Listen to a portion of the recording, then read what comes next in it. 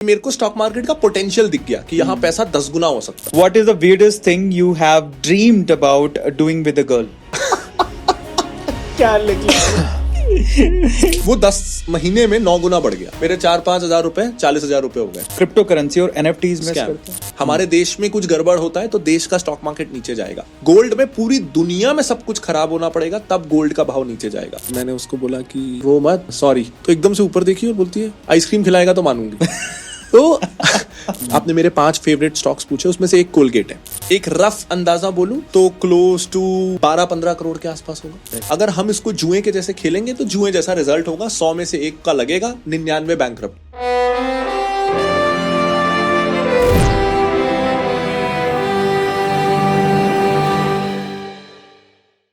प्रांजल भाई, first of all welcome to the Arvind Arora show. Thank you so much for inviting me here sir. बहुत excited था मैं, और आपने बताया है कि मुझे खतरनाक सवाल पूछोगे तो आप बहुत डरा हुआ हूं सर। दी अरविंद अरोड़ा शो की एक स्टेटमेंट है कि क्वेश्चन कभी भी कंट्रोवर्शियल नहीं होते, आंसर कंट्रोवर्शियल होते हैं। अच्छा जी। हमारे सवाल बड़े सीधे हैं। ठीक है। जो भी उल्टा सीधा होगा आपके जवाब की वजह से होगा। ये सबसे अच्छा डिस्क्लेमर है सर। आप पहले जर्नलिस्ट थे? जी नहीं।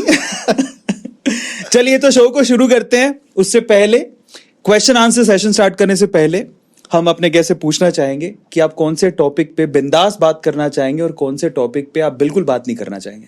कुछ भी ऐसा नहीं है सर, ऐसा कुछ ज्यादा छुपा हुआ है नहीं सर। आप बिंदास पूछिए जो पूछना चाहें। क्या बात है। तो सबसे पहले तो जब आपकी जर्नी में पढ़ रहा था उसमें मैंने ये देखा कि आप अपनी कम्युनिकेशन को सुधारने के लिए आप एक लो स्टूडेंट बने, आपकी कम्युनिकेशन को बेहतर करने के लिए, बट फाइनली आप फाइनेंस बैकग्राउंड में आ गए। पहला तो ये हुआ कि मेरे घर वालों ने मुझे बोल दिया था, मैं स्कूल वगैरह में पढ़ाई में बिल्कुल अच्छा नहीं था। तो घर वालों को लगता था ये पब्लिक स्पीकिंग में अच्छा है, मैं थोड़ा डिबेट वगैरह करता रहता था। तो उन्होंने सनी देओल की बहुत पिक्चर देखी थी पापा ने। उनको लगा जो तारीख पे तारीख अच्छा करे वो अच्छा लॉयर। तो उनको लगा पढ़ाई में तो अच्छा नहीं है, तू बोलता अच्छा है, लॉ कर ले। घर में किसी को पता नहीं था लॉ में होता क्या है। मैंने भी एग्जाम दिया, जीके वगैरह अच्छा था और क्लैट तभी नया था, तो मेरे को रायपुर NLU मिल गया। तो घर वाले बहुत खुश, जिसका कुछ नहीं हो सकता उसको NLU तो मिला। वहां सर पहला दिन लॉ स्कूल का और हमारे ओरिएंटेशन हुआ, और वहां ना 2 चीजों से पहले ही दिन मेरा लॉ स्कूल से मन उठ गया। 5 साल का कोर्स था, पहले दिन डिसाइड कर लिया नहीं करना। पहला था लॉयर्स के लिए हमको बताया गया उस समय, वो सही गलत मुझे नहीं पता, हमको बताया गया प्रोफेशनल एथिक्स। उसमें ये बोला गया कि कोई अगर आपके पास आता है और बोलता है कि मैंने किसी का खून कर दिया है, तो एज अ लॉयर आप उसको बचाओगे या नहीं बचाओगे ये आपका प्रोफेशनल आपका डिसीजन है। लेकिन आप उसने जो आपको बताया वो प्रोफेशनल कॉन्फिडेंस में बताया, तो आप उसके खिलाफ गवाही नहीं दे सकते। और मैं अगर लॉयर नहीं होता, एक आम इंसान होता, तो मेरे को भारत का संविधान क्या बोलता है कि अगर आपको कोई अपराध कोई कर रहा है पता है तो जाके बताओ। तो मतलब मुझे लगा लॉयर बनके मैं इंसान से भी पहले एक लॉयर हो गया कि मैं मानवता के धर्म ही भूल जाऊं। तो मेरे को लगा ये तो मेरे से नहीं होगा, अगर मेरा काम क्रिमिनल को बचाना है तो मेरे से नहीं होगा। वहां हमको पता चला कि लॉयर का काम बोलना जो है वो 5% भी नहीं है। 95% काम तो मोटी मोटी किताबें पढ़ के डॉक्यूमेंट्स बनाना है। तो डिसाइड हो गया मुझे ये नहीं करना। तो स्टॉक मार्केट में मुझे NISM पता चला, national institute of securities market, लेकिन वहां सिर्फ PG डिग्रीज चलती थी, तो मेरे पास ग्रेजुएशन होना जरूरी था। तो मैंने सोचा अब 4th ईयर में तो आ ही गया हूँ, 2 साल में मुझे डिग्री मिल जाएगी, तो इसको छोड़ के कुछ स्क्रैच से क्यों करूँ लॉ। तो मैं लॉ पास ही इसलिए कर पाया क्योंकि PG के लिए मेरे को NISM जाना था, वरना मैं 12वीं पास ही होने वाला था। क्रेजी। मतलब ये तो मैं आपको बोल देता हूँ यार, लिटरली हम लोग दिल्ली में मिले थे एक इवेंट में, एंड आप बहुत अच्छे ओरेटर हो, बहुत अच्छा बोलते हो, आपकी स्टोरी नरेशन बड़ी अच्छी है। जब तक मैंने आपको नहीं सुना था मुझे भी ऐसा लगता। अरे नहीं। फिर मैंने आपको सुन लिया। He is a chill kind of guy.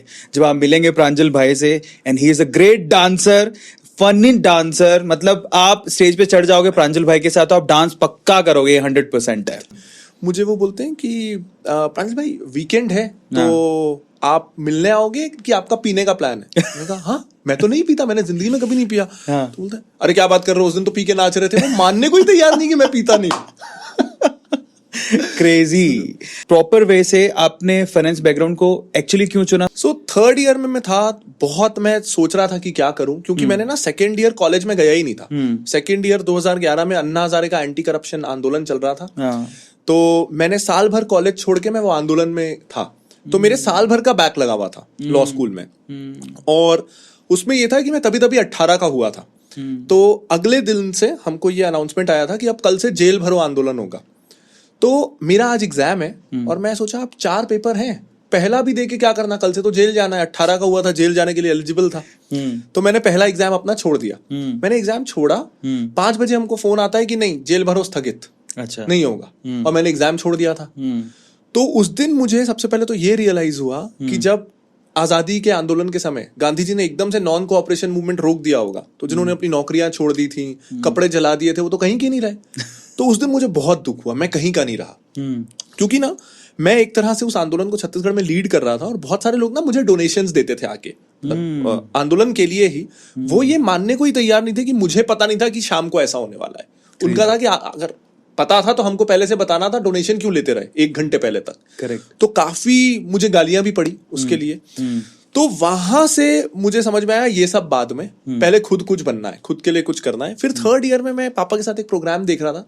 पापा जी बिजनेस में एक डी स्ट्रीट का डॉन करके प्रोग्राम था, वो देख रहे थे। मैंने पापा से पूछा, पापा कितनी कंपनियां लिस्टेड है स्टॉक मार्केट में? बोले 5000। मुझे ये लगता था कि अब कॉलर तो कोई भी 5000 कंपनियों के बारे में पूछ सकता है, उनको हर कंपनी के बारे में कैसे पता है? तो मुझे ना उनके जैसे कॉर्पोरेट क्विज का मास्टर बनना था कि कौन सी कंपनी कहाँ की है, प्रमोटर क्या है। मुझे पता था अगर मैं 5000 कंपनियों के बारे में इनसाइड आउट जान लूं तो उसको किसी ना किसी तरीके से मैं मोनेटाइज कर लूंगा। तो उससे मुझे बहुत इंटरेस्ट आया। इसका एक फनी इंसिडेंट भी है। अभी 2 साल पहले जब मैं जी बिजनेस में पहली बार गया लाइव प्रोग्राम करने, तो मुझे पता चला वो लाइव है, कॉलर लाइव कॉल कर रहा है, लेकिन वो क्या पूछने वाला है उसका ईमेल 1 हफ्ते पहले आ जाता है। Okay. तो उनको भी 5000 कंपनियां पता नहीं थी। Okay. तो जो कारण से मैंने शुरू किया वो झूठ था। बट पापा ने कहा ठीक है कर ले। उन्होंने मुझे 20,000 रुपए दिए, बोले या तो तू इसको बढ़ा दे, ये डूबा तो तू लॉ ही करेगा। और तभी क्योंकि मैं 18 का हुए 1-2 साल हुए थे मुझे, तो पापा ने मुझे स्कूटर दिया था। तब तक मैं साइकिल में घूमता था, तो मेरा पहला स्कूटर था टीवीएस वीगो, अभी भी है वो। अच्छा। तो मेरे को उससे पर लग गए थे कि अब मैंने हर जगह पेडल मार के नहीं जाना है। तो मैंने पहला कुछ शेयर, पहले दिन जो 1-2 शेयर लिए, उसमें से एक टीवीएस भी ले लिया। वो 10 महीने में 9 गुना बढ़ गया। मेरे 4-5 हजार रुपए 40,000 रुपए हो गए। क्रेजी। मुझे लगा बस इतना आसान तो है, पढ़ाई क्यों करना है, कुछ भी क्यों करना है, अब तो यही करना है। अगले कुछ शेयर 0 हुए, ओवर कॉन्फिडेंस आया। फिर मैंने गूगल किया कि अच्छे शेयर कैसे पिक करो, तो ना तभी ज्यादा नॉइज नहीं था। आज मैं गूगल करूंगा तो पता नहीं क्या क्या आएगा। करेक्ट। तब क्या आ सकता था, राकेश झुनझुनवाला और वॉरेन बफेट, और तीसरा नाम ही नहीं होता था। करेक्ट। तो फिर मैं वॉरेन बफेट के बारे में पढ़ना शुरू किया, तो समझ में आया कि ये एक अपने आप में बहुत बड़ी फील्ड है जिसके बारे में डिस्कशन नहीं किया जाता है। और एज अ पर्सन वो मेरे को बहुत अच्छे लगे। तभी वो दुनिया के तीसरे सबसे अमीर इंसान थे, आज भी 6वें हैं, लेकिन बहुत सिंपल लाइफ से जीते थे, लाइफस्टाइल बहुत सिंपल था। तो मुझे वो एज अ ह्यूमन बहुत अट्रैक्ट किए, और मैं उनके जैसा बनना चाहता था, उस तरीके का। मैंने शुरू ये सोच के किया कि जो पापा को लॉस हुआ है अब वो रिकवर करके देना है। वो करते करते 5th ईयर आ गया और कुछ था नहीं, तो मैंने सोचा चलो इसी में जाते हैं। इंटरव्यू देने में गया, मेरा लॉ स्कूल में रैंक था 150 में से 137, तो मैं बहुत लो ऑन कॉन्फिडेंस था। 5 साल का लॉ स्कूल मैंने 6 साल में निकाला, 1 साल भी एक्स्ट्रा, तो जॉब वॉब वहां से मिलना नहीं था। तो मैं बहुत ही डरा हुआ सा, मैं NISM में इंटरव्यू देने गया। 15-20 मिनट मेरा इंटरव्यू चला, मुझे पता नहीं था क्या होने वाला है। तुरंत जो डीन है वो इंटरव्यू के बाद मुझे बोलते हैं वैसे हमको रिजल्ट डिक्लेयर नहीं करना है, वो अगले हफ्ते आएगा, लेकिन I have to tell you कि in my 20 years of academic career ये आज तक का मेरा सबसे अच्छा इंटरव्यू है। क्रेजी। एंड वो सिंपल चीज ने मुझे जिंदगी भर के लिए कॉन्फिडेंस दे दिया। It changed my life. Crazy. जब आपसे हम ये सवाल पूछे थे और आप जब इसका जवाब दे रहे थे, तो आपने बीच में बताया कि जब आपने पहले स्टॉक पिक किए थे तो आपने 8 से 10 गुना प्रॉफिट कमा लिया था। पहले तो हम ये जानना चाहते हैं वो स्टॉक कौन से थे, और उस वक्त आपने उनको क्यों चूज किया था, क्या रीजन था, और अब प्रांजल कामरा में क्या चेंजेस आए हैं पिछले 8-10 सालों में। उसके बाद अगर आज प्रांजल कामरा को कोई स्टॉक पिक करना हो तो वो किन किन चीजों पर ध्यान देते हैं? वो टीवीएस मोटर्स ही था सर, क्योंकि मेरे को स्कूटर मिला था, तो मेरे को स्कूटर से बहुत प्यार था, तो बस इसलिए ले लिया था। कोई उसमें रिसर्च वगैरह कुछ नहीं था। जो रिसर्च करके तभी लिया था वो सब कंपनियां ही डूब गई, मतलब सीधा 0 ही हो गई। तो वो तो मैं कहूं बिगनर्स लक था कि बस इमोशनल डिसीजन था, लकी हो गया मैं। वो लक से ये चीज हो गई कि मेरे को स्टॉक मार्केट का पोटेंशियल दिख गया कि यहाँ पैसा 10 गुना हो सकता है। स्टॉक मार्केट में हमेशा ये होता है कि क्या करने से ज्यादा जरूरी है कि क्या नहीं करना है।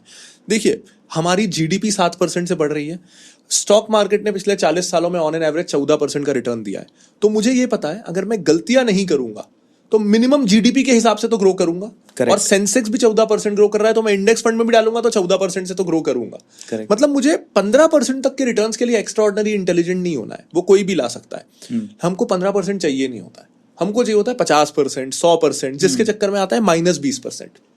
सबसे पहली चीज तो अपने इमोशंस और अपनी ग्रीड को चेक में रखना है। अगर हमको पता है कि गोल्ड रातों रात डबल नहीं होता, प्रॉपर्टी रातों रात डबल नहीं होता, तो स्टॉक मार्केट के पास हम ये उम्मीद लेके ही क्यों आते हैं कि वो रातों रात डबल हो जाएगा? ये हमारी गलती है। Correct. अगर हम इसको जुए के जैसे खेलेंगे तो जुए जैसा रिजल्ट होगा, 100 में से 1 का लगेगा, 99 बैंकरप्ट होंगे। मैं बोलता हूं स्टॉक मार्केट इनफैक्ट ये मेरे बिजनेस के खिलाफ है, मेरे यूट्यूब वीडियोस के अगेंस्ट है, लेकिन सच्चाई तो ये है 90% लोगों को ना इंडेक्स फंड में पैसा डालना चाहिए और भूल जाना चाहिए। फाइनेंस सीखने की जरूरत ही नहीं है।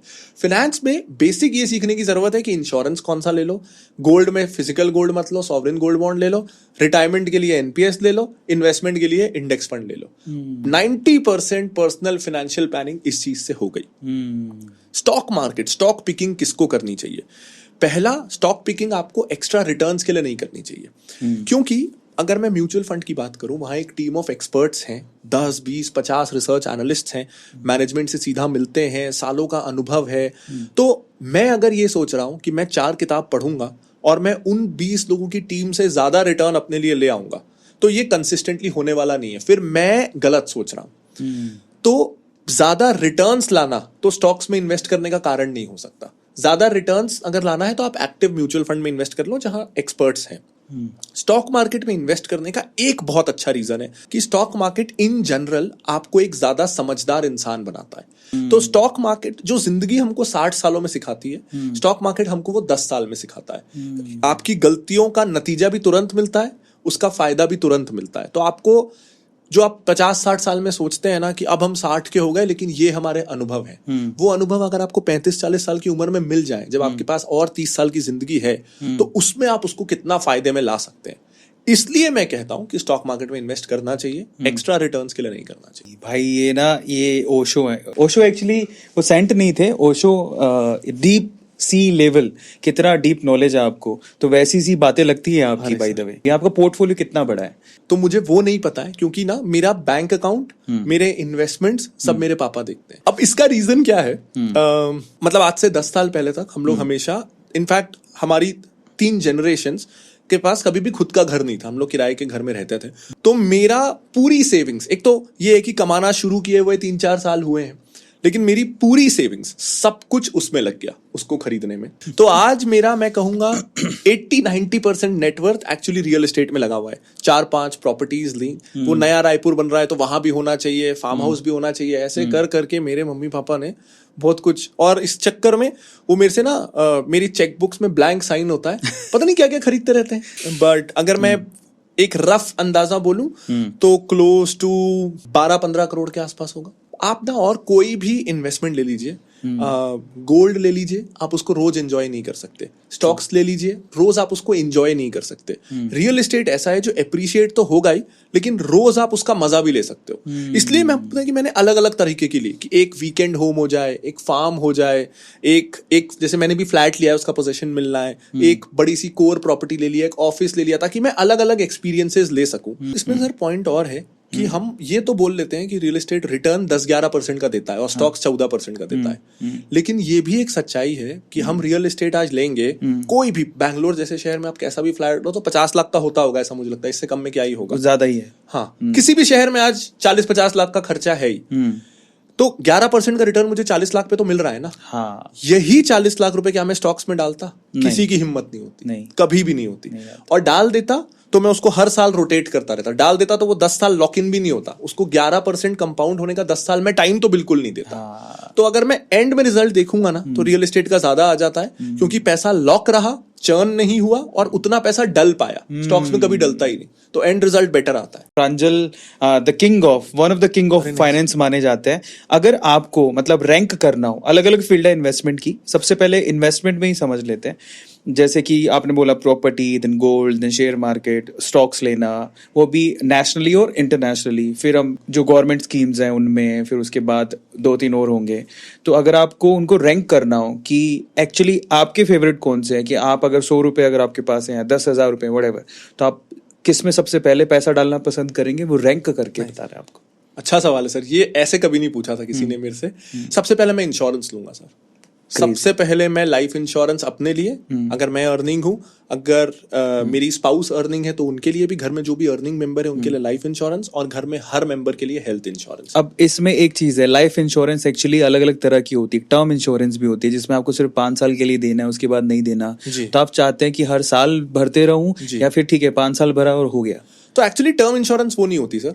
टर्म इंश्योरेंस का मतलब होता है कि आप एक फिक्स टर्म के लिए खुद की जिंदगी को इंश्योर कर रहे हो। ओके। तो अगर मैं आज लगभग 30 साल का हूं, तो मैं 60 या 65 साल तक की उम्र के लिए इंश्योरेंस लूंगा, क्योंकि तब तक मेरे बच्चे 30 साल के हो चुके रहेंगे, तो वो इंडिपेंडेंट हो चुके रहेंगे। करेक्ट। तो हर इंसान को ये देखना है कि उसकी अगली जनरेशन कब तक वो एक्सपेक्ट कर रहा है कि वो इंडिपेंडेंट हो जाएंगे, तब तक का इंश्योरेंस लेना है। ठीक है। तो क्योंकि उसके बाद क्या होता है, अगर मैं 65 से ऊपर का इंश्योरेंस कराने जाऊं, कई इंश्योरेंस कंपनियां 100 साल तक का इंश्योरेंस देती है, लेकिन प्रीमियम 10 गुना 20 गुना बढ़ जाता है। और जब अगर मेरे बच्चे इंडिपेंडेंट हो गए, तो मैं आज से 30-40 साल बाद उनको 1 करोड़ रुपए देके करूंगा क्या? उसकी वैल्यू भी 20 लाख हो चुकी रहेगी, और वो कमा ही रहे हैं ना। तो मैं आज उनकी लाइफ को, जो मैं आज उनको एंजॉयमेंट दे सकता हूं, उसको कॉम्प्रोमाइज करके प्रीमियम क्यों भरूं? ट्रू। तो वो बिल्कुल नहीं। हर किसी को टर्म इंश्योरेंस लेना चाहिए। उसमें कुछ भी मनी बैक के लालच में नहीं जाना चाहिए, इसके साथ आपको रिटर्न्स मिलेंगे उसके लालच में नहीं जाना चाहिए। जो प्रीमियम बचा सको बचाओ, उससे म्यूचुअल फंड ले लेना ना, रिटर्न बेटर ही होगा। तो सबसे पहले लाइफ इंश्योरेंस, फिर हेल्थ इंश्योरेंस परिवार में हर किसी के लिए। उसके बाद आता है एफडी। अब वो एफडी हो कि सेविंग्स अकाउंट में ही आप ऑटो स्वीप लगा दो, जिससे एफडी का इंटरेस्ट भी मिलेगा और फ्लेक्सिबिलिटी भी रहेगी। तो वो आपके घर के खर्चों का 8 से 10 महीनों का अमाउंट आपके पास उसमें होना चाहिए, एफडी में या ऑटो स्वीप में। तीसरा आएगा रिटायरमेंट प्लान। आप हमेशा कमाने वाले नहीं हो, लेकिन दवाइयां आपको हमेशा जिंदा रखने वाली है। उसके बाद आएगा एनपीएस। आज एक एनपीएस बहुत अच्छा स्कीम है, वो आएगा। उसके बाद आएगा gold, sovereign gold bond. Sovereign, so gold ने रफली 11-12% का रिटर्न दिया है हिस्टोरिकली, लेकिन सॉवरिन गोल्ड बॉन्ड पे आपको 2.5% ब्याज सरकार की तरफ से मिलता है। तो actually sovereign gold bond stocks और म्यूचुअल फंड के बराबर का रिटर्न देता है, लेकिन जैसे स्टॉक्स में, इन्फोसिस में कंट्री रिस्क है। हमारे देश में कुछ गड़बड़ होता है तो देश का स्टॉक मार्केट नीचे जाएगा। गोल्ड में पूरी दुनिया में सब कुछ खराब होना पड़ेगा, तब गोल्ड का भाव नीचे जाएगा। तो गोल्ड इज लेस रिस्की, लेकिन इंडिया में वो इक्वल रिटर्न दे रहा है। इसलिए आज की स्थिति में सॉवरिन गोल्ड बॉन्ड स्टॉक से बेटर है। बहुत बढ़िया। हाँ, तो वो आएगा। उसके बाद मेरा पर्सनल प्रेफरेंस है, ये डिबेटेबल है मैथमेटिकली, मेरा पर्सनल प्रेफरेंस है कि अगर आप अफोर्ड कर सकते हो तो रियल एस्टेट की तरफ जाओ।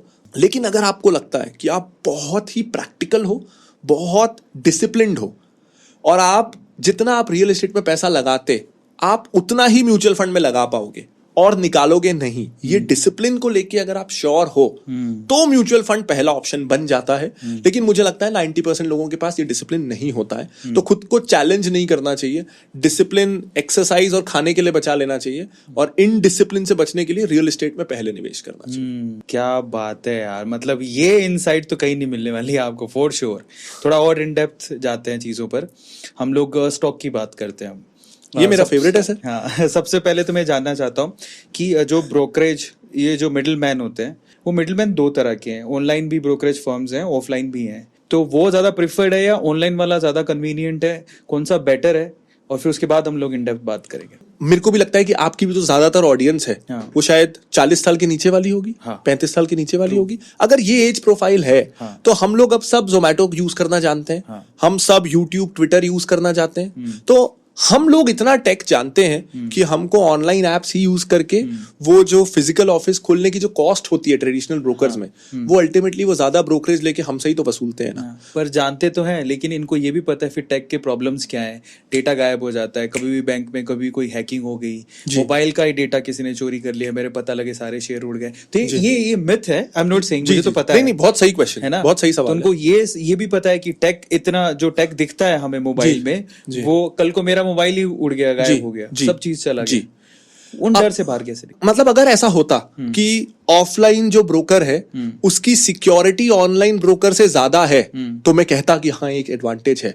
लेकिन होता क्या है, आप ऑफलाइन ब्रोकर के पास जाओ कि ऑनलाइन ब्रोकर के पास जाओ, आपके जो शेयर्स हैं वो ब्रोकर के पास स्टोर्ड नहीं है। जैसे बैंक में हमारे लॉकर में जो सामान है वो बैंक वाले के पास ही है, उसको बैंक आगे आरबीआई नहीं भेज रहा।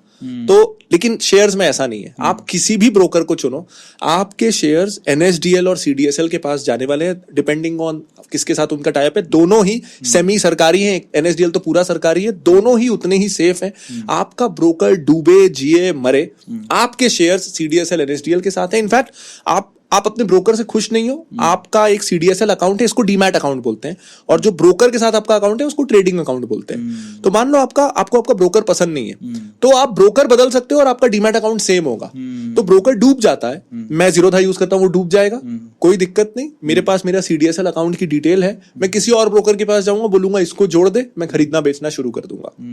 तो ऑफलाइन हो या ऑनलाइन हो, शेयर जहां जा रहा है वो सेम है। टॉप 5 एरियाज जहां पे आप स्टॉक परचेज करते हो कि यार ये फील्ड है, इन फील्ड को चूज करूंगा मैं अगर मैं स्टॉक खरीदूंगा तो। 5 है ही नहीं सर, 2 ही हैं सर। 2 बता दीजिए। क्योंकि मैं एक फाइनेंस कंपनी चलाता हूं, तो बहुत सारे ना ब्रोकर्स मुझसे टच में रहते हैं, म्यूचुअल फंड वाले, इंश्योरेंस वाले, बैंक्स, एनबीएफसीज, ये फिनटेक स्टार्टअप्स। तो मैं इस स्पेस को समझता हूं, उनके फाउंडर्स से, सीनियर एम्प्लॉइज से बातचीत होती रहती है।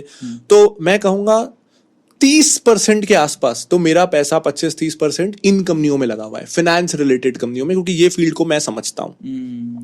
बाकी 70% मेरा पैसा उन कंपनियों में लगा हुआ है जिसको मैं एज अ कंज्यूमर यूज करता हूं या लोग एज अ कंज्यूमर यूज करते हैं। मैं फिर पूछता हूं कि कोलगेट का शेयर कितनों के पास है, एक भी हाथ नहीं उठता।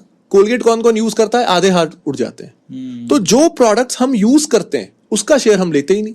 मैं आज ज्यादातर लोगों से बात करूंगा तो उनके पास बाटा का शेयर नहीं होगा। घर में हर किसी के पास बाटा का एक फुटवेयर जरूर होता है। मैं अगर पूछूंगा कोलगेट तो नहीं होगा, मैं पूछूंगा मैरिको नहीं होगा, पैराशूट तेल हर किसी के घर में मिलेगा, लेकिन उसका शेयर नहीं होगा। तो इन्वेस्टिंग को पता नहीं क्यों हम खुद ही हमारे लिए कॉम्प्लेक्स बना देते हैं।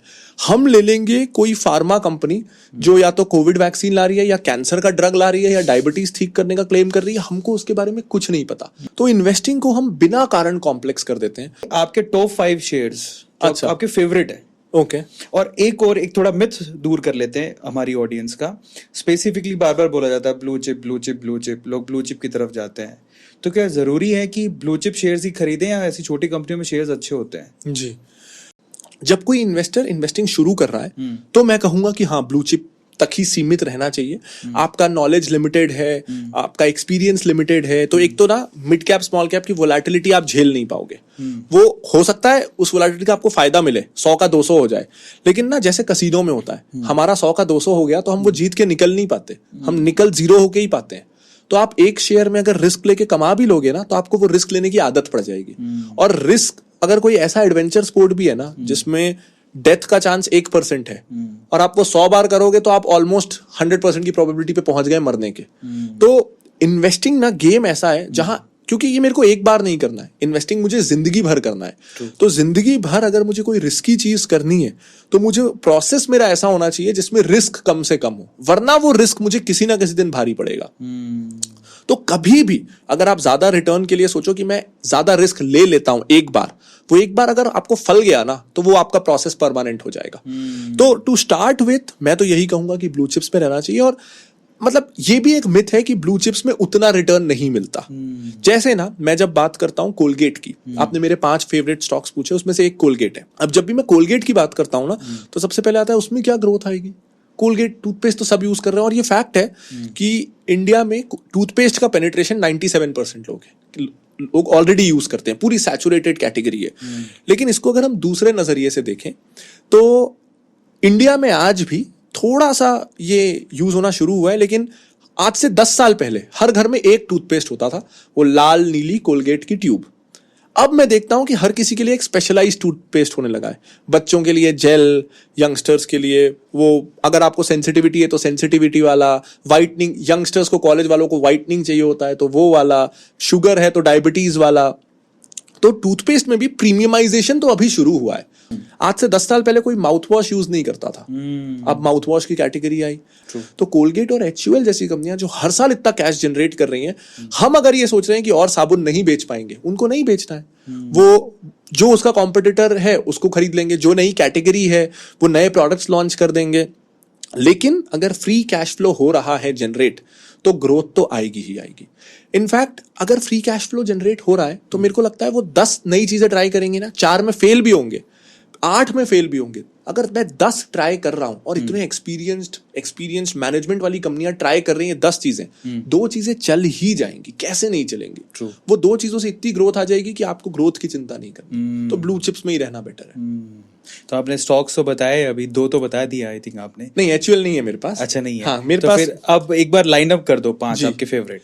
अब ना सर, ये मतलब मैं आपको बिजनेस मॉडल वाइज बताता हूं, क्योंकि ना फेवरेट स्टॉक करेंटली बदलते रहते हैं बेस्ड ऑन वैल्यूएशन। True. जैसे मेरा ऑल टाइम सबसे फेवरेट तो CDSL है, लेकिन क्या इस प्राइस में मैं बहुत ज्यादा खरीदूंगा? नहीं खरीदूंगा। मेरे को अभी भी किसी कोई फ्रेश इन्वेस्टमेंट कर रहा है तो लेके भूल सकता है, लेकिन अगर मेरे पास वो सफिशिएंटली है तो मैं और नहीं लूंगा। लेकिन अगर मैं बिजनेस मॉडल वाइज बोलूं तो अगर मेरे को पता है कि क्या भारत में स्टॉक इन्वेस्टिंग डीमैट अकाउंट और खुलेंगे, जो अभी भी 3-4% लोगों के पास है, दुनिया का एवरेज 30% है, 10 गुना डीमैट अकाउंट खुलने हैं बाकी और सारे डिस्काउंट ब्रोकर्स सिर्फ CDSL के साथ है। तो CDSL से ज्यादा ब्लाइंड कुछ हो नहीं सकता, उसमें तो ग्रोथ आनी ही है। वो मुझे बहुत पसंद है। इसी थ्योरी में मुझे बॉम्बे स्टॉक एक्सचेंज बहुत पसंद है। NSE लिस्टेड नहीं है, नहीं तो वो मुझे पसंद होता। तो बॉम्बे स्टॉक एक्सचेंज मुझे बहुत पसंद है। कोलगेट मुझे नो ब्रेनर लगता है। मैं जितने भी दोस्तों की यंगस्टर्स की देखता हूँ, उनकी टूथपेस्ट नीड्स स्पेशलाइज्ड होने लगी हैं। अब वो सफ़ेद लाल ट्यूब यूज़ कोई नहीं करता, वो हमारे पेरेंट्स ही करते हैं, हम नहीं करते। तो वो एक मुझे ब्लाइंड बाय लगता है। एक मैं अभी क्योंकि ट्रैवल बहुत कर रहा हूँ, तो हालांकि वो कंपनी महंगी है तो मैं अभी ले नहीं रहा हूं ज्यादा, लेकिन मैं देखता हूं कि अगर तो ना एयरलाइंस थोड़ा रिस्की है। दुनिया में 70% एयरलाइंस लॉस में चलती हैं। एयर टिकट हम सबसे सस्ता वाला खरीदते हैं, तो एयरलाइन पैसा नहीं कमा सकती। अब एक और चीज ऐसी है जो हम सबसे सस्ता कई बार खरीद लेते हैं, होता है सीमेंट। सबका भाव लगभग सेम है, लेकिन सीमेंट में आप पैसा कमा लेते हो कॉस्ट कंट्रोल करके। लाइमस्टोन के बाजू में कारखाना डाल दिया। यहां आप क्या करोगे? तेल के कुएं आप थोड़ी ना खरीदते फिरोगे। तो आपका रॉ मटेरियल का प्राइस आपके कंट्रोल में नहीं, और कस्टमर पैसा देगा नहीं, इसलिए एयरलाइन में मुश्किल हो जाता है पैसा कमाना। लेकिन आप एयरपोर्ट्स का हाल देखो और डेटा भी देखो, तो मुझे ये पता है कि आज जितना इंडिया में लोग एयर ट्रैवल कर रहे हैं, क्या 5 साल बाद उससे बहुत ज्यादा करेंगे?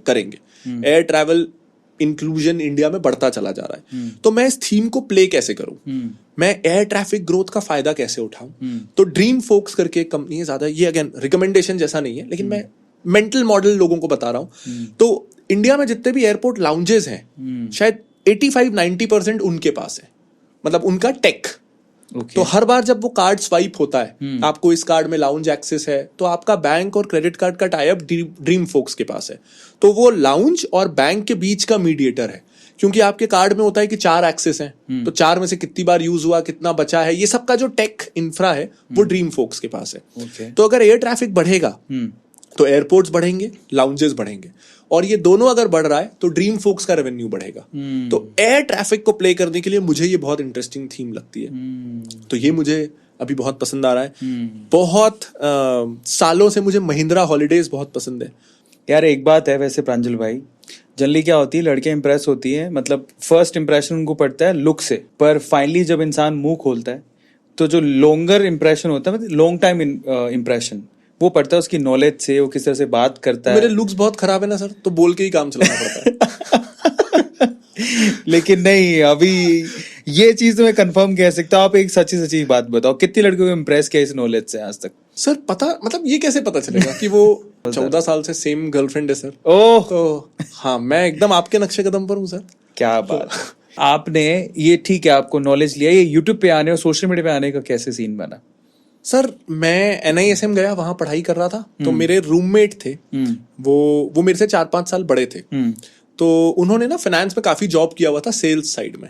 अब उन्होंने क्योंकि सेल्स साइड में जॉब किया था, तो उनको लगता था फाइनेंस में जॉब मतलब माल बेचना है। मेरे रूममेट बड़े अच्छे दोस्त बन गए, हम दोनों गप्पे लड़ाने की बड़ी आदत। तो रात को हम रोज 11-12 बजे सोने की कोशिश करते थे, 3 बजे सोते थे। 3 घंटे वो मुझे अपने एक्सपीरियंसेस बताते थे। वो एक्सपीरियंस का रोज एक ही सार होता था, फाइनेंस में जॉब मत लेना, मिस सेलिंग करना पड़ेगा, तेरे को इंश्योरेंस बेचना पड़ेगा, ये वो। तो उन्होंने मेरा ब्रेन वॉश कर दिया कि तू प्लेसमेंट में नहीं बैठेगा। मेरे को प्लेसमेंट में नहीं बैठने दिया। लॉ स्कूल में जॉब मिल नहीं सकता था, यहाँ से मैंने लिया नहीं। मम्मी बड़ी नाराज कि तू कुछ नहीं कर सकता, तेरे को कुछ करना ही नहीं है लाइफ में। तो उससे भी थोड़ा बुरा लगा कि नहीं कुछ करूंगा, लेकिन उनसे मैं पैसे मांग सकूं ये दरवाजे बंद हो गए थे। मतलब एक तो उनके पास थे नहीं ज्यादा, और दूसरा ईगो भी तो कुछ होता है, इतना बोल दिया आप कैसे पैसे लूंगा।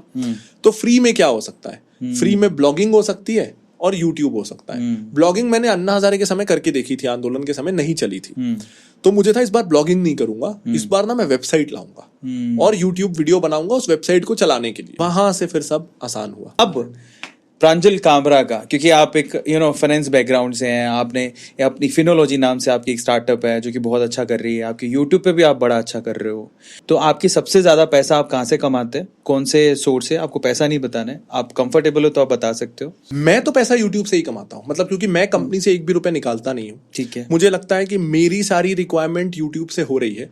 अगर मैं यूट्यूब बोल रहा हूँ तो मैं उसमें एफिलिएट इनकम भी बोल रहा हूँ और मैं एडसेंस भी बोल रहा हूँ और स्पॉन्सरशिप्स भी बोल रहा हूँ। लेकिन यूट्यूब फिनोलॉजी को हटा के, फिनोलॉजी में जो भी पैसा आता है, मतलब उसमें डायरेक्टर्स अब वो एम्प्लॉइज हैं जो बहुत समय से हैं, और फिनोलॉजी अब एक ग्रुप ज्यादा है, 3 अलग अलग कंपनियां हैं अलग अलग पर्पसेस के लिए।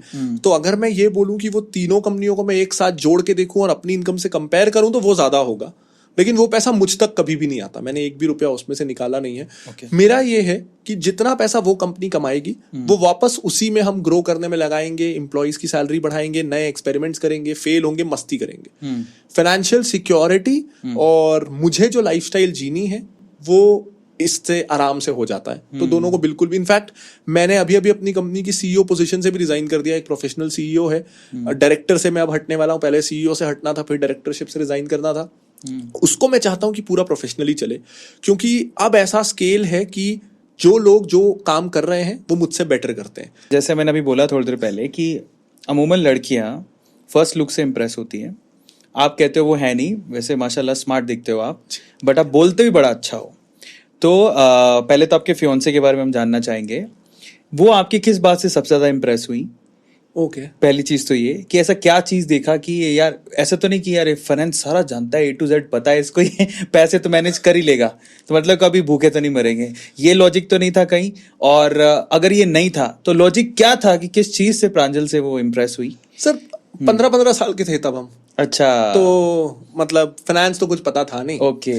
ये था कि बास्केटबॉल खेल रहे थे हम दोनों। अच्छा। वो नई थी स्कूल में, तो थोड़ी डरी हुई थी, किसी से बात होती नहीं थी। मैं बचपन से उसी स्कूल में था, तब मैं हेड बॉय भी था स्कूल का। फिर मैं बास्केटबॉल खेल रहा था, वो एक दिन आई और उसने कहा मुझे भी बास्केटबॉल खेलना है। तो हमारी किसी कंपटीशन के लिए तैयारी चल रही थी, तो मैंने कहा चलो ठीक है थोड़ी देर खेल लो। तो वो ऑपोजिट टीम में थी, मैं दौड़ रहा था और उसको खेलना नहीं आता था। तो मेरा ना यहाँ हेड बॉय का बैच लगा हुआ था, और वो आई और बॉल को ना करके उसने मुझे यहाँ मारा।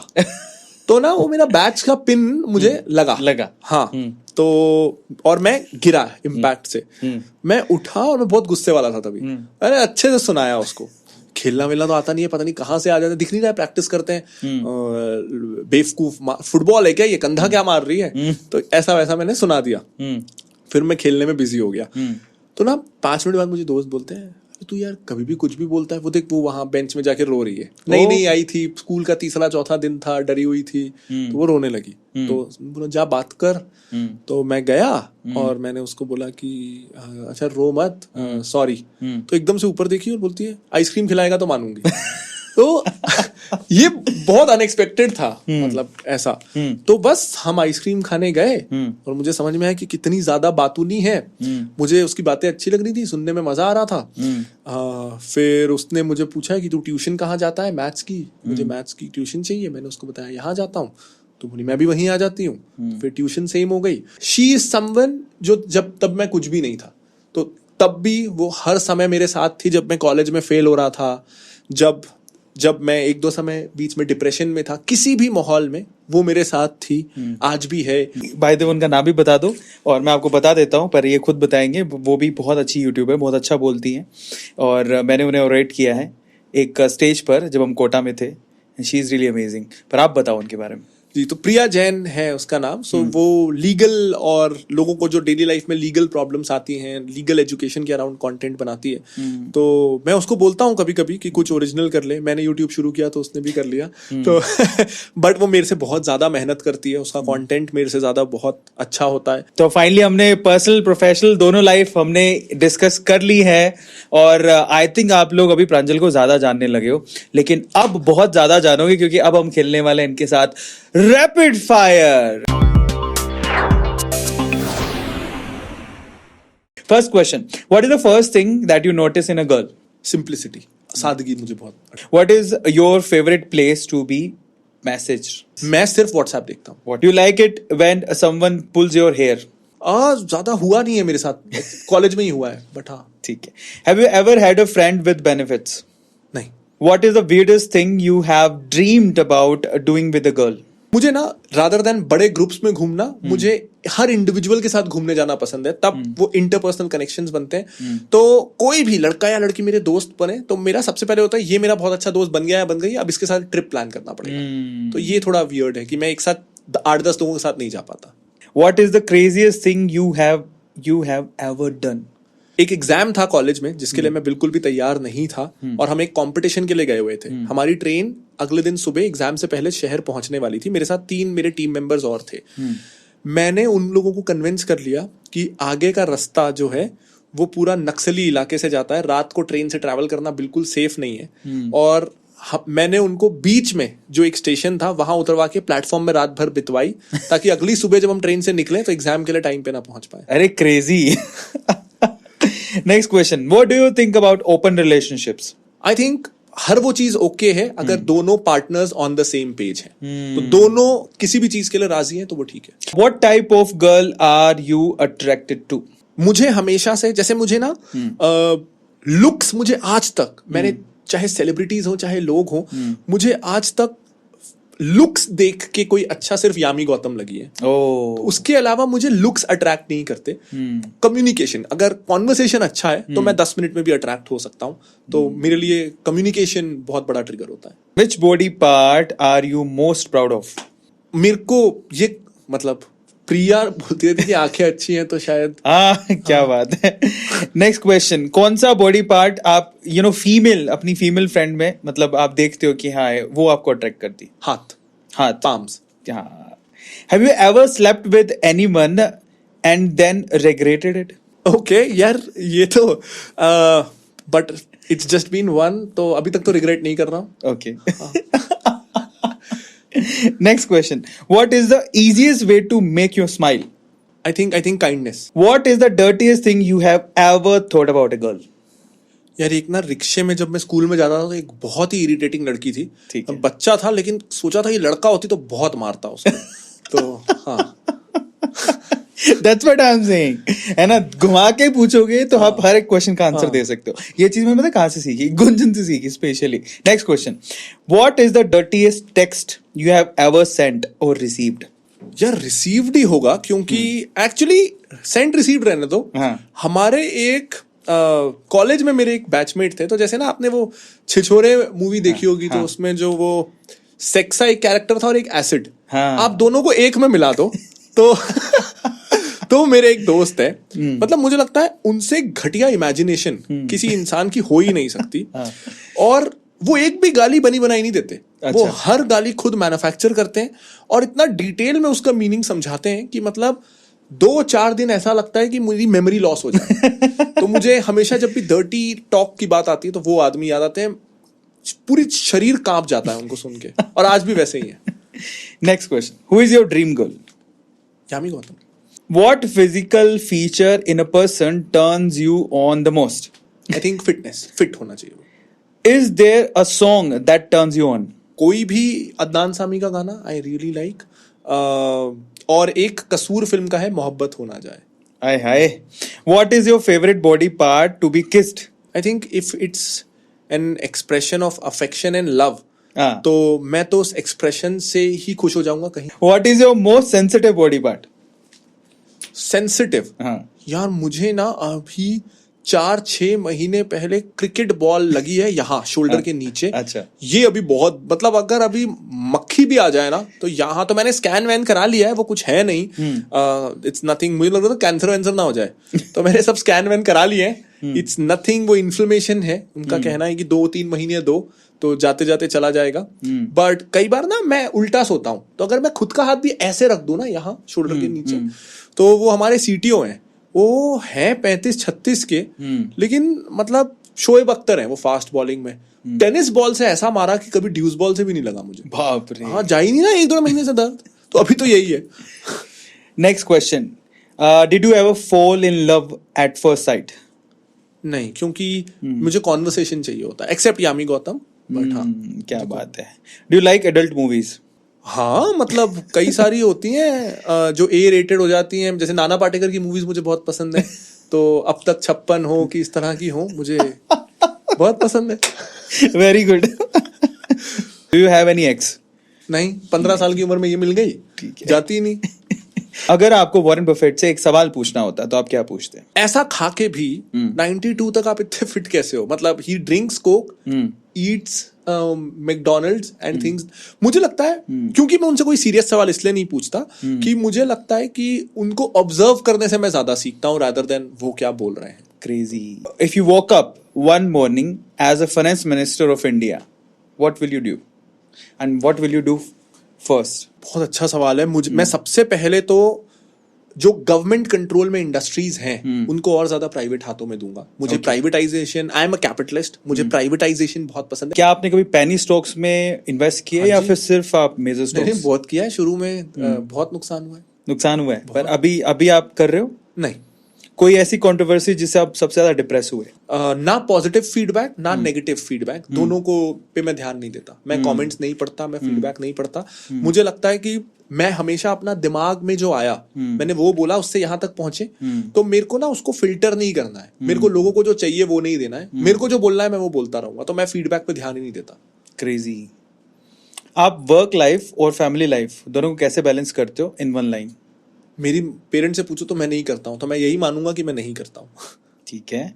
आपकी फेवरेट ब्रोकरेज ऐप कौन सी है? मैं ज़ीरोधा हमेशा से यूज करता आया. ठीक है. आपकी एक ऐसी ऐप जो आपके फोन में हमेशा रहती है कि ये तो होनी ही चाहिए?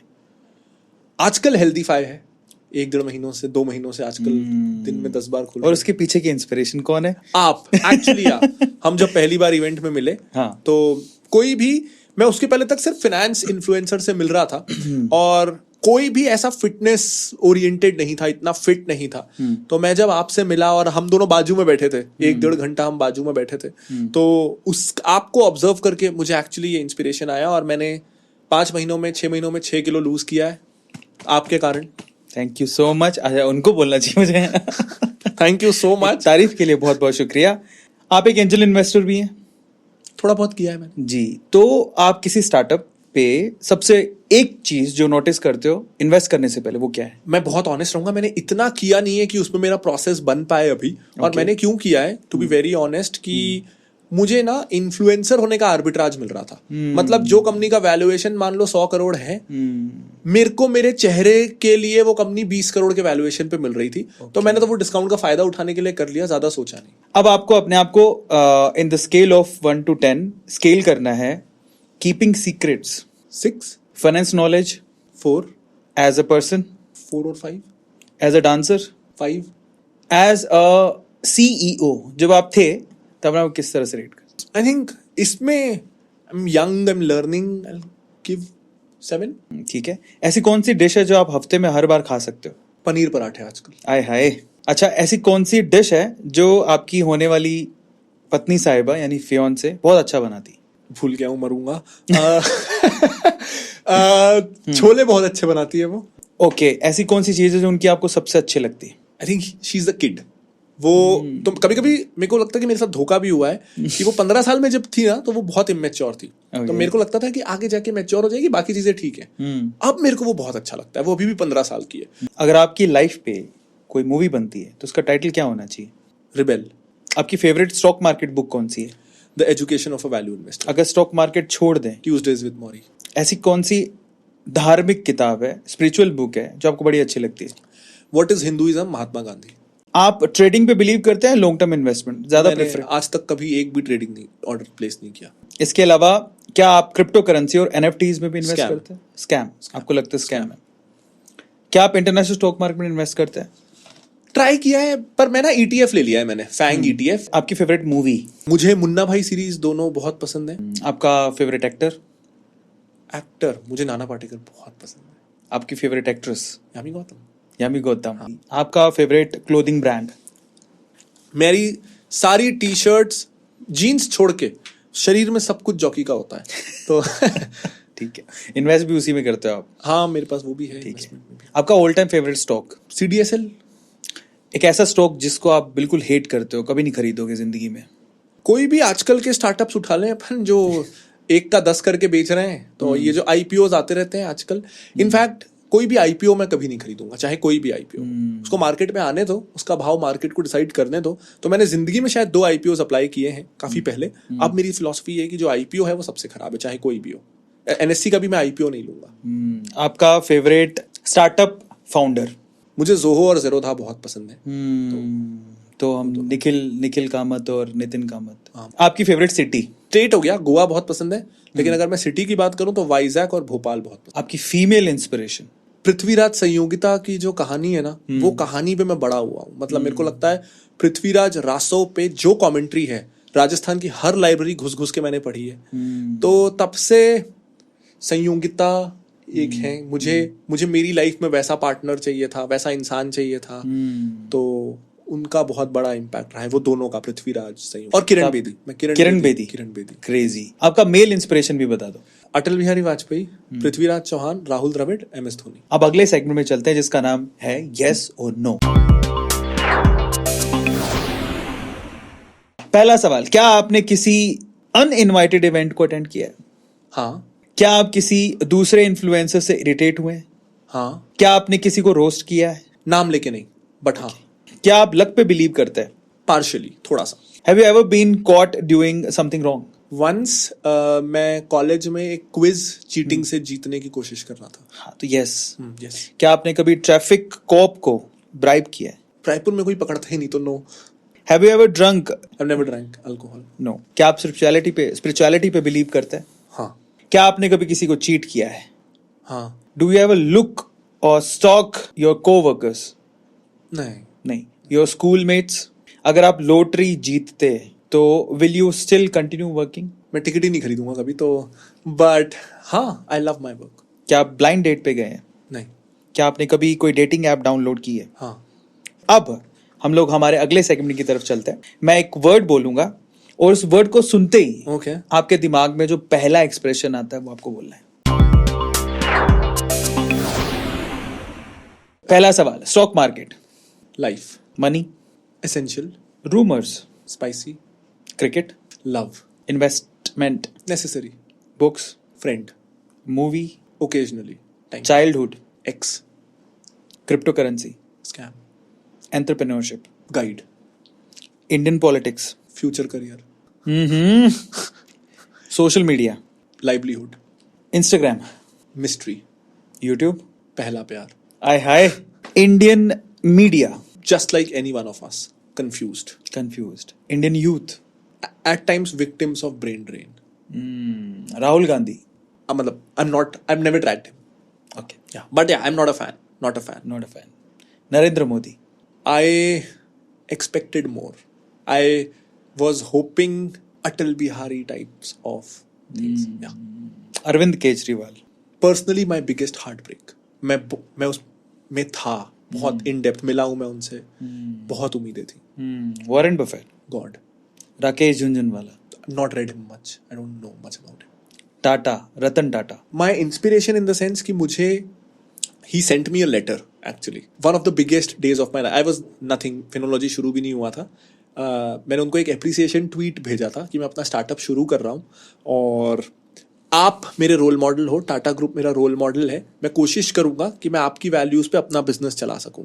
तो उनका एक लेटर आया था मोटिवेटिंग में और एक क्रॉकरी सेट आया था। मुकेश अंबानी, मैं टाटा कैंप वाला हूँ। सो नेक्स्ट क्वेश्चन, आपके पिताश्री, मैं 4 साल का था, हम लोग पापा के फैमिली फ्रेंड के पास जा रहे थे ट्रेन में, सर्दियां थी, साइड बर्थ में मैं मम्मी पापा थे, ठंड लग रही थी मुझे, तो पापा ने बोला कि मैं ये कांच वाला गिरा देता हूँ, तेरे को तब भी बाहर दिखता रहेगा। वो गिराने वाले थे कि मुझे कुछ इंटरेस्टिंग दिखा और मैंने बोला पापा रुको, तो वो शीशा खिड़की मेरे हाथ पे गिर गई, कांच वाली थी, लाइट वेट थी, तो मेरे हाथ में कुछ नहीं हुआ, सूजन आई, मैं रो रहा था। पापा ने वो उठाया, अपना हाथ रखा और लोहे वाला अपने हाथ पे मार दिया, चारों नाखून खून खून हो गए थे। तो मैंने वो देखा, खून खून, एंड आई रियलाइज्ड कि मेरे को इनको डिसअपॉइंट कभी नहीं करना है, दिस इज लव, इससे ज्यादा क्या। और मेरे को कभी भी, लेकिन उसका एक साइड इफेक्ट हुआ, मुझे ये भी हुआ कि मुझे कभी इनको अपना पेन नहीं दिखाना, तो I can not show my pain to him, मैं कभी भी उनसे अपनी तकलीफ डिस्कस नहीं कर सकता, मुझे पता है वो कितने इम्पैक्ट हो जाएंगे। Pranjal Kamra as a finance man? I think one thing that I try to be is honest. Pranjal Kamra as a human being? I think daily life में कॉन्डक्ट में रहता हूँ तो मैं कोशिश करता हूँ कि मैं ज़्यादा गांधी जी और धोनी जैसे सोच सकूं. पेशेंस चाहिए एंजाइटी में, स्ट्रेस में, तो वो मेरे रोल मॉडल्स हैं. Of course I am struggling, मैं वैसा हो नहीं पाता हूँ, लेकिन मेरी कोशिश उन दोनों जैसा बनने की हो. Finology? My baby, it gave me everything. It gave me a family 50 लोगों की. जब मैं ऑफिस जाता हूँ, मैं लोगों की ग्रोथ देखता हूँ, डेवलपमेंट देखता हूँ, लाइवलीहुड, मैं देखता हूँ कि 50 परिवार अगर चल पा रहे हैं, उससे ज्यादा सेटिस्फाइंग कुछ नहीं है. अब अगले सेगमेंट पे चलते हैं, which is what if. Okay, अगर आप एक ऐप होते हैं तो कौन सी ऐप होते हैं? मुझे बहुत बड़ा स्कोप लगता है एक अच्छी डेटिंग ऐप बनाने का. तो मेरा next venture will be in that field. अगर आपके पास कोई पावर होती तो आप कौन सा लॉ चेंज करते? मुझे लगता है कि मुझे ना ये जो हमारे यहाँ का जो यूपीएससी सिस्टम है, जैसे मैं यूके का पढ़ रहा था, एक जो सिपाही भी ज्वाइन करता है वो प्रमोट हो के कमिश्नर बन सकता है. हमारे यहाँ जो ये जो अफसरशाही और ये जो नॉन अफसर में जो है कि एक जो हवलदार या सिपाही ज्वाइन करे, वो कितना भी अच्छा काम करे, वो आईएएस आईपीएस नहीं बन सकता. हर इंसान के पास वो अपॉर्चुनिटी होनी चाहिए. तो मैं इस स्ट्रक्चर को बदलता. बहुत बढ़िया आंसर दिया है, सोचा आपने, बट अच्छा आंसर दिया. अगर आप राकेश झुनझुनवाला होते, हालांकि वो हमारे बीच नहीं है, पर अगर आप होते तो आप सबसे पहले चीज क्या करते? और ज्यादा वोकल हो जाता, वॉरेन बफेट के जैसे अपनी फिलॉसफी को लेके और ज्यादा डिटेल में लोगों को सिखाता. इंडिया में ज्यादा जरूरत है. अगर आप रतन टाटा होते तो आप कौन से स्टार्टअप पे सबसे पहले पैसा डालते? जैसे मुझे लगता है टीसीएस के जो राइवल्स थे, टाटा ग्रुप के पास जो मसल था, तो विप्रो, टेक महिंद्रा, एचसीएल, इन्फोसिस को खड़े ही नहीं होने देना चाहिए था. They always had the muscle कि जैसे ही ये कंपनी अच्छा कर रही है, गल्प दें. इतने 8-10 राइवल खड़े नहीं होने देता. मैंने सोचा आप बोलोगे फिनोलॉजी पर्सनल से. चलो नेक्स्ट क्वेश्चन. अगर आप एजुकेशन मिनिस्टर होते तो आप कॉलेज लेवल पे पहली क्या चीज चेंज करते? आई थिंक ये मेरे बहुत क्लोज है दिल के. मुझे चाहिए कि, मुझे लगता है सिर्फ इंडियंस ऐसे हैं जो हिंदी या अपनी लोकल लैंग्वेजेस को सम्मान उतना नहीं देते जितने बाकी देश वाले देते हैं. तो मैं इजराइल गया था, वो 70 लाख लोग हैं, लेकिन वहां अगर उनसे कम्युनिकेट करना है तो दुनिया को हिब्रू में करना पड़ता है. हम 140 करोड़ लोग हैं, पूरे देश दुनिया में फैले हुए हैं. हमारे होते हुए जर्मन, स्पेनिश, चाइनीज और दूसरी भाषाएं ग्लोबल कैसे हो गई? हिंदी या इंडियन भाषा ग्लोबल कैसे नहीं हुई? तो इंडियन लैंग्वेजेस की रिस्पेक्ट बढ़नी चाहिए हमारे एजुकेशन सिस्टम में, जो कि थोड़ा थोड़ा अभी हो भी रहा है. हाँ. अगर प्रांजल कामरा के पास अब जिंदगी का सिर्फ 1 घंटा बचा है, तो वो किसके साथ स्पेंड करना चाहेंगे? तो फिर ना वो होगा सॉर्ट ऑफ जो शादी के रिसेप्शन में होता है. मेरे आसपास वाले सब लोग मुझे पास चाहिए. 2-2 मिनट में सबसे बात करूँ. हाँ. और एक बार फ्लोर पे नाचो जरूर.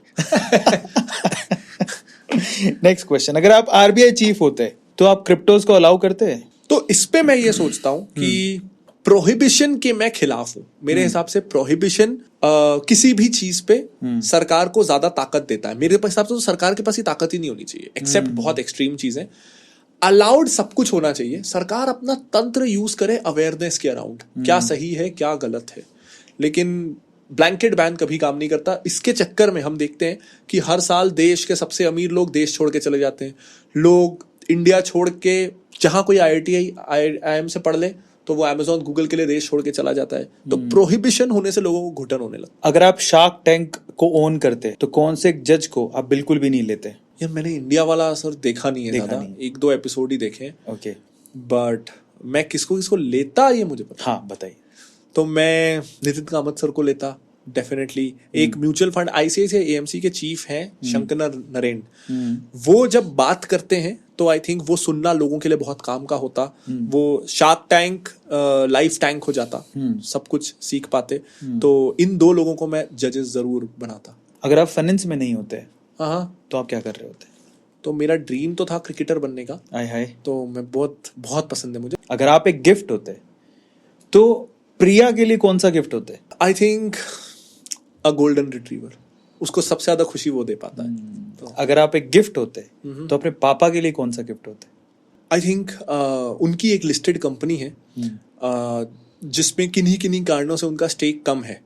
तो मैं उस कंपनी के शेयर्स होता और एक साथ उनको पूरे 100% स्टेक उनका उस कंपनी में वापस मिल जाता। अगर आप एक गिफ्ट होते हाँ, तो प्रांजल कामरा के लिए क्या गिफ्ट होते? मैं आज नहीं, मैं फिर टाइम मैं थोड़ा पहले जाता और ये गिफ्ट खुद को पहले देता। मैं आज से 10 साल पहले अपना चश्मा हटवा लेता। अरे हाँ, so that I could concentrate on my cricket. मैं सिर्फ ये सवाल आखिरी पूछूंगा कि ऐसी कौन सी 3 एडवाइसेस हैं, ऐसी कौन सी 3 सलाहें हैं जो आप आज के यूथ को देना चाहेंगे जिससे वो अपनी जिंदगी बदल पाए? जो एक कोर मेंटल मॉडल मुझे लाइफ में हर एस्पेक्ट में हेल्प करता है वो ये एक्सेप्टेंस कि मैं ब्रह्मांड का केंद्र बिंदु नहीं हूं। I am not the centre of the universe. तो मैं ये सवाल एक्चुअली लोगों से पूछता हूं कि मुझे बताओ, देश के सारे राष्ट्रपति, बहुत कम लोग बता पाते हैं, रफली कोई नहीं बता पाता। देश के सारे प्रधानमंत्री 90s में ही 8-10 हो गए थे, तो बहुत कम लोग, कोई नहीं बता पाते। फिर हम अगर ये सोचें कि सोचो अगर आप देश के प्रधानमंत्री भी बन जाओगे ना, तो भी आपको कुछ सालों में लोग भूल जाएंगे। तो खुद को सीरियसली क्यों लेना? हम कुछ भी कर लें, लोग हमको भूल जाएंगे। और ज्यादा से ज्यादा, मैं आज पृथ्वीराज चौहान की मैंने बात की, मुझे सिर्फ नाम ही तो पता है ना, वो दिखते कैसे थे, वो पर्सनालिटी क्या थे, वो डेली लाइफ में कैसे थे, तो कुछ नहीं पता। 2-4 अचीवमेंट पता है और नाम पता है। आप समय में पीछे जाके पृथ्वीराज से भी अगर ये पूछोगे तो वो भी कहेंगे ये काफी नहीं है। तो लोगों ने तो ज्यादा से ज्यादा नाम याद रख लेना। आप एज अ पर्सन तो आपको सब भूल जाने वाले हैं। तो फिर गलतियां करो, जो मन करता है वो करो। वो क्या सोचेगा, कौन क्या सोचेगा, हम सारी जिंदगी यही सोचते रहते हैं। सब भूल जाएंगे, सब ने आपको भूलना ही है। तो इससे अच्छा जो करना है करो। उस चक्कर में हर तरीके का हम रिस्क ले पाएंगे। तो ये एक थॉट प्रोसेस जब मेरे दिमाग के अंदर बैठा तो मैं बहुत अलग इंसान हो गया। दूसरा मैं ये कहूंगा, और इसी का एक्सटेंशन है ये, कि फिर इसी थॉट प्रोसेस से आता है ये एक्सेप्टेंस की हम्बल रहना कितना जरूरी है। मैं बहुत एरोगेंट था और बहुत गुस्से वाला था स्कूल में, बहुत ज्यादा। तो मुझे समझ में आया कि अगर आप गुस्से वाले हो या आप हम्बल नहीं हो, तो अगर आप पोजीशन ऑफ पावर में हो तो हो सकता है लोग आपके आगे पीछे फिर भी घूमेंगे कि आपसे उनका काम बन सकता है। लेकिन once that position of power is gone, तो आप देखोगे कि आपके साथ कोई नहीं खड़ा है और फिर आप सीखना बंद कर देते हो। मैं आज जब यंगस्टर्स का कभी ना बस में, ट्रेन में, फ्लाइट में जब कॉन्वर्सेशन देखता हूँ, आई थिंक आज का youth is filled with over confidence, filled with this कि ये तो मुझे आता है। और जब उस थॉट के साथ ना, जिसको वो नहीं, जैसे अब हम कॉलेज की बात करें, कॉलेज में एक कांस्टेंट चीज ये होती है, कोई इंसान अगर कुछ गलत बोल दे तो उस पर जोर जोर से हंसना कि तेरे को ये भी नहीं पता। तब मैं भी उसको बहुत एंजॉय किया हूं, लेकिन that develops into a very toxic thing. वो मुझे बोल रहा है कि मैं सुपीरियर हूं और वो मुझे ये बोल रहा है कि अगर उस इंसान को वो चीज नहीं पता तो मैं उस एक चीज से उसको पूरा जज कर लूं। हम अगर आलिया भट्ट की बात करें, जब उनसे कुछ जीके के सवाल किसी शो में उन्होंने गलत दिए थे तो बहुत समय तक वो ट्रोल होती रही थी। मैंने भी सोचा था, टू बी वेरी ऑनेस्ट, ये कैसी एक्टर है यार, ये नहीं पता। आज समझ में आता है कि किसी को अगर कोई पॉलिटिशियन के बारे में नहीं पता, उससे मैं उस इंसान को पूरा कैसे जज कर सकता हूँ। ये मेरी कमी है, मैं बेवकूफ हूं। तो ये 2 थॉट प्रोसेस अगर हो जाए, हम ज्यादा फ्री हो जाए चीजों को लेके और हम कम जजमेंटल हो जाए, तो I think life will be much better. बहुत ज्यादा सीखने की जरूरत है और स्पेशली प्रांजल से तो सीखने की किसी जरूरत दिन सर जब उल्टा होगा, जब मैं आपसे सवाल पूछूंगा तो मुझे पता है मैं आपसे बहुत ज्यादा और ज्यादा सीखने वाला हूँ। सो फाइनली आप लोग देख रहे हैं द अरविंद अरोड़ा शो, और ये जो क्यू कार्ड आपको दिखाई दे रहा है, इसमें हमारे प्रांजल सर की पूरी इन्फॉर्मेशन लिखी है। ये क्यू कार्ड हम आपको गिफ्ट देना चाहते हैं, बट उससे पहले हम चाहते हैं कि आप इस पे साइन करें और उसके बाद मैं आपको ये दूं। मजा आ जाएगा, ये नई चीज हम लोग करने वाले हैं। Thank you so much Pranjal. Thank you sir, बहुत बहुत इनवाइटिंग मी। Thank you. अब इस सवाल ये भी उठता है कि ये आपका साइन किया, आप ही क्यों दे रहे हैं? हमारे लिए तो आप हीरो हैं ही। मुझे लगता है कि जब 15 साल पहले का जो प्रांजल है वो आज के प्रांजल को देखेगा तो उसके लिए हीरो वही होने वाला है। वाव, सेशन हो गया एंड।